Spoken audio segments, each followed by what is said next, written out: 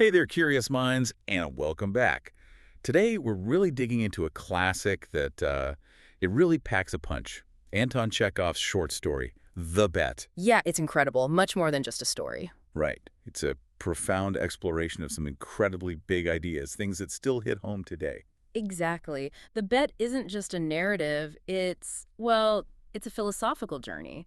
It goes deep into life, death, money, knowledge. And human nature itself. Absolutely, the core of it all. So, our mission for this deep dive is to sort of pull back the layers on this story, find those compelling nuggets of wisdom, the insights for you. Like a shortcut to understanding why it's stuck around. Yeah, exactly. Okay, let's get into it. So it starts with this really high-stakes setup.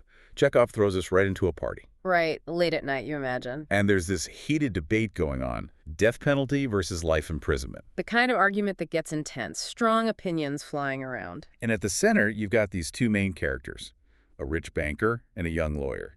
And they're on completely opposite sides. The banker argues the death penalty is actually more humane, quick, less suffering, he thinks. Which is a surprising take, maybe. But the lawyer, he's adamant. Life imprisonment is better because life itself Bendy life. is precious no matter what. That's his whole argument. So this discussion, it escalates. It becomes impulsive. Fueled by ego, maybe some wine. Probably. Yeah. And the banker throws down this challenge. Spend 15 years in solitary confinement. 15 years, complete isolation. And if the lawyer does it, 2 million rubles. A massive amount of money. Huge. And the lawyer accepts. Is it conviction? Is it maybe a bit of youthful arrogance? Maybe both.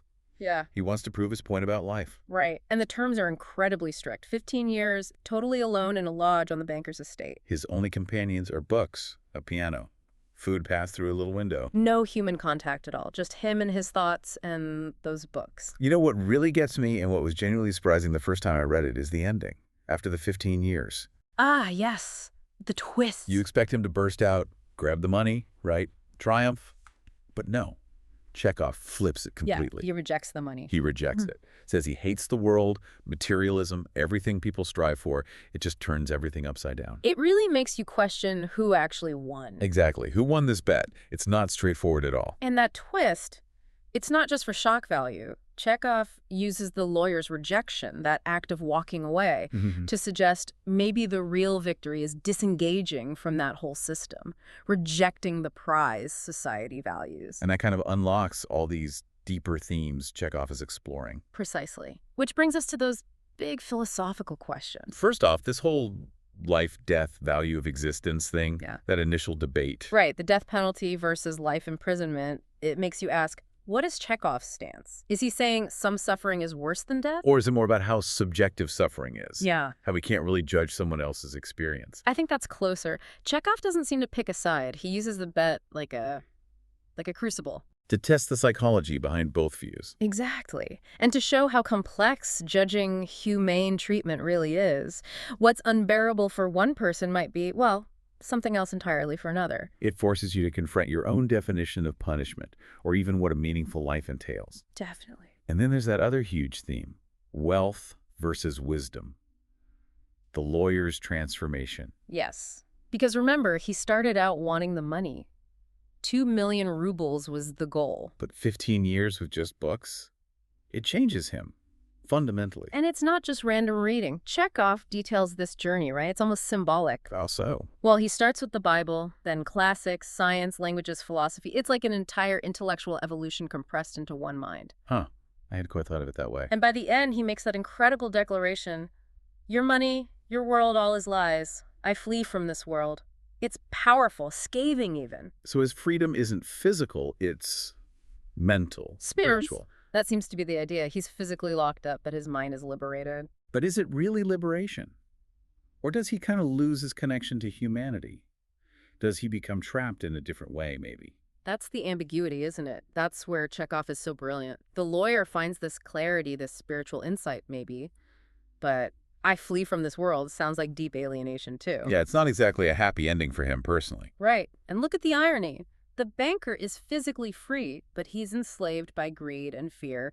He's terrified of losing his money. While the lawyer, the prisoner, finds this detachment, but maybe it is detachment to the point of isolation. So is that victory really desirable, or just another kind of prison?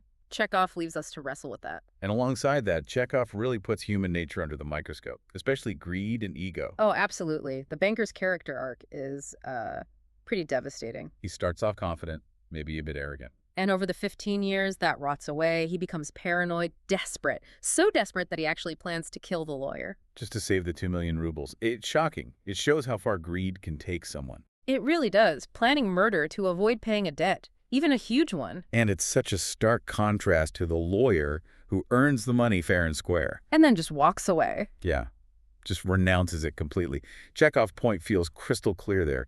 Real freedom isn't about having wealth. It's about being free from the desire for it, free from those material chains. So what's the ultimate purpose then? Is it piling up stuff, or is it that inner journey? That seems to be the question Chekhov is pushing us towards. What's the real goal? Accumulation or self-discovery?